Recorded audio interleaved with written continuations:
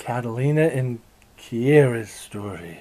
Catalina was a deaf sister who took the vibrational science studies given by Cassandra in the sorority house, and soon was spending all of her free time, in the study area reading the books Cassandra was collecting from the internet for the sorority. Then one day, it happened. She was holding hands with one of her friends and chatting, and she thought something.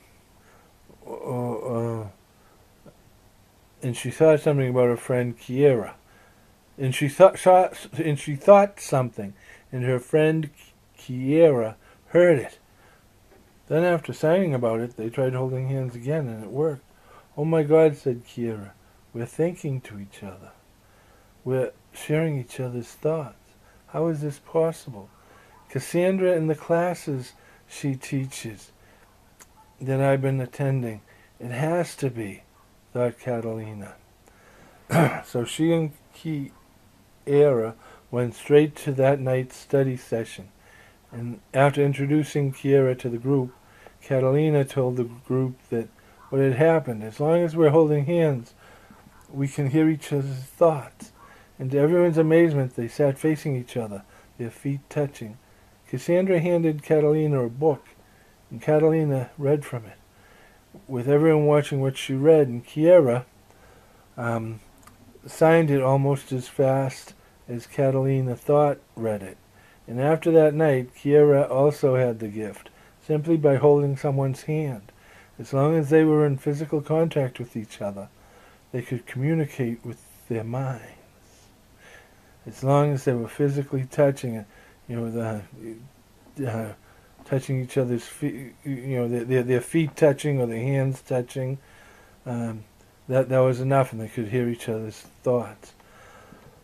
So with Cassandra's blessing, Kiera and Catalina began digitalizing all of Cassandra's growing library in hopes of them transferring to a new college that had an all-deaf Oobla-dee-Oobla-da sorority, and sharing this incredible blessing with their sisters there.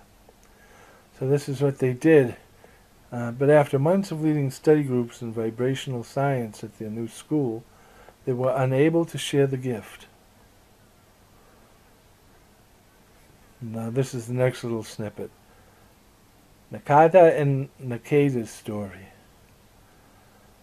Two best friends, a Japanese American and a Chinese American. When Cassandra was learning everybody's names and rooms, Jamaica told her about the people living in the rooms next to her, on either side of them.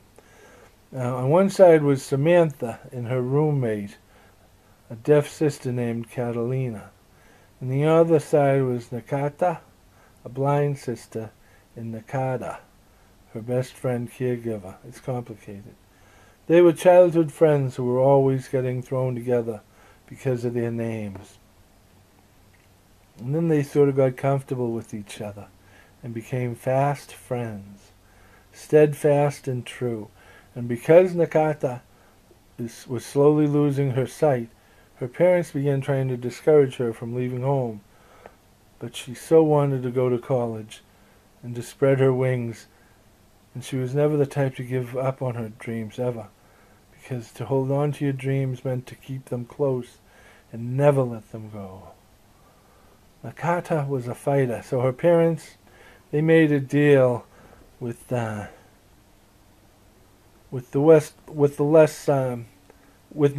whose parents were not as well off, and they agreed that they would pay her way through college, pre-med, alongside their daughter, Nakata, if she would agree to be Nakata's caregiver. Her friend was going blind, and she needed her, so of course Nakata said yes. Now they were fifth-year seniors, and hopefully would be graduating this year. Nakata's transition into blindness had slowed, but not stopped, her march towards her pre-med degree. Then one day she woke up and said, "Nakata, Nakata, wake up."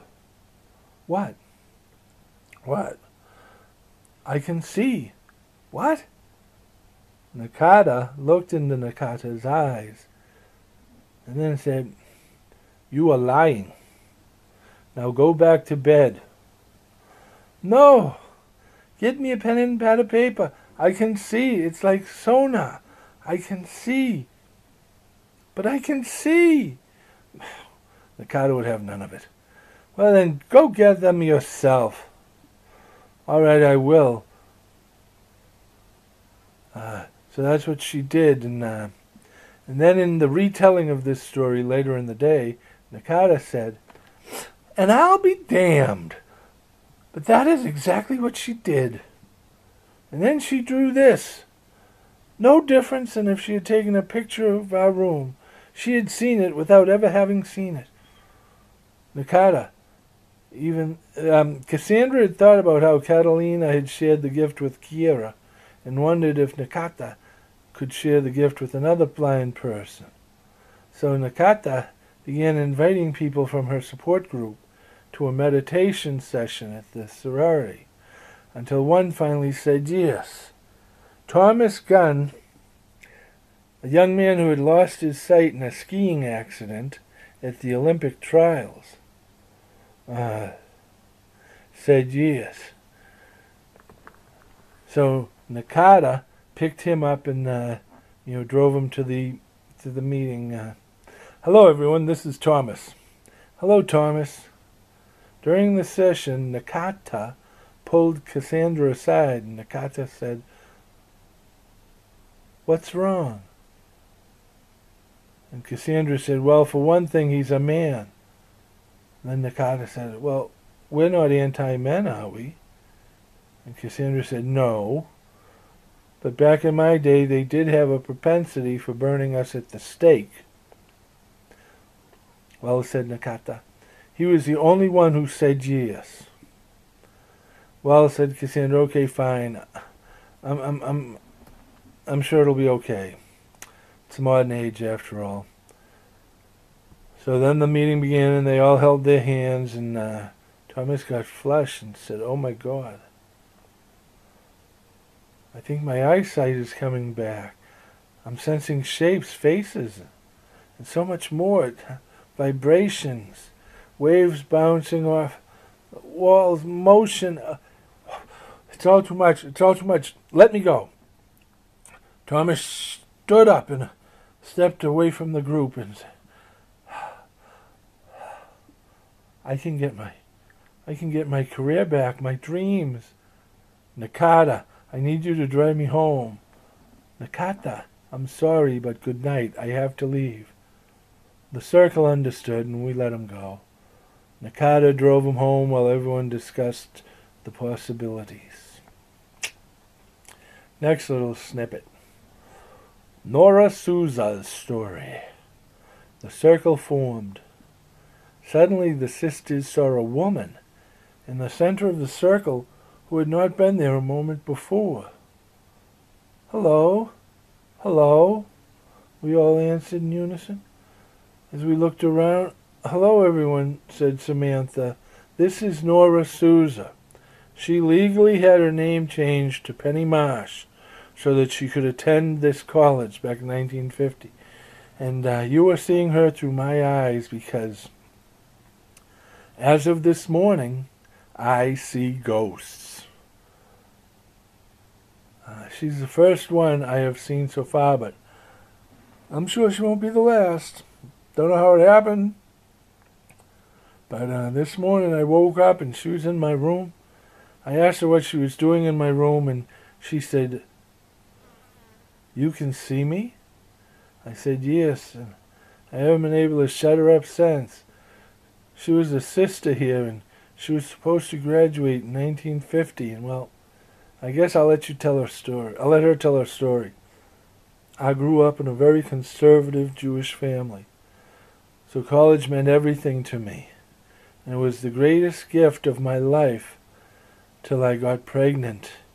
My boyfriend and I knew our lives would be over if we had this baby, so one of my sisters had a number to call if you wanted a miscarriage.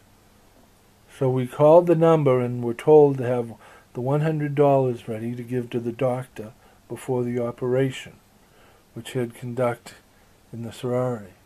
I knew something was wrong right from the start, but I also wanted that miscarriage to happen, that I closed my eyes to the truth.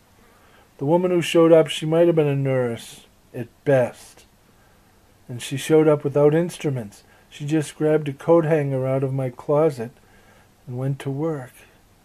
After it was done, she left it with me and we placed it in a tin, and we all gathered around and buried it here in the backyard next to the apple tree. But with me, the bleeding never stopped, and by the time I made it to the hospital, it was too late, and my parents buried me in the Beth Israel Cemetery in North Adams, Mass. Plot Raham 300. Sisters, I'm begging you to find that tin and have my baby properly reburied with me in the Beth Israel Cemetery in North Adams, Mass. And plot Raham 300. You must find a rabbi willing to do it. Until then, I cannot leave my baby's side. And I will be condemned to walk this property, these rooms, this yard, until the end of time. For until I know my baby has been blessed and dwells with our Lord safe in heaven, I cannot rest, I will not rest. So the sisters accepted the challenge and set off on an adventure.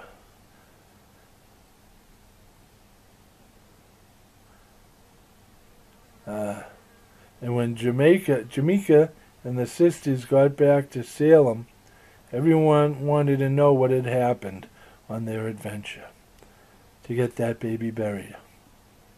Well, after weeks of searching, we finally found a young rabbi, David O'Connor, who, after listening to us tell Nora's story, said he was willing to do it.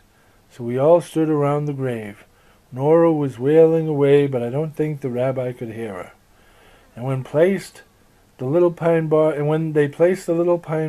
in the ground, Nora mouthed the words, "Thank you," and then laid down with her baby.